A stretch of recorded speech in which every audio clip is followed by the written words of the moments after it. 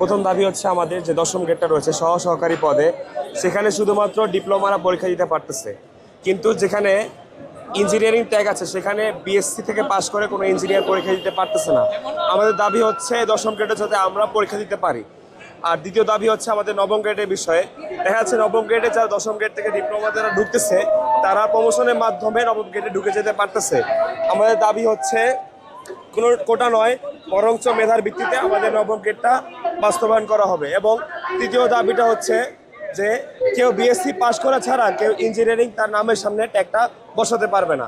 এবং আমাদের যে আজকের আন্দোলন, গত আমরা 3-4 দিন ধরে আন্দোলন করতেছি, আমাদের যে তিন দফা দাবি সেটা তো মেনে নেওয়া হয়নি। এবং আমাদের যে রোকন ভাই ছিলেন 17 ব্যাচের বুয়েট থেকে পাশ করা, ওনার বিরুদ্ধে যে হুমকি এবং হত্যার অভিযোগগুলো দেওয়া হয়েছে সেগুলো বিষয়ে কোনো সুষ্ঠু যারা দিয়েছে হুমকিগুলো সেগুলো বিষয়ে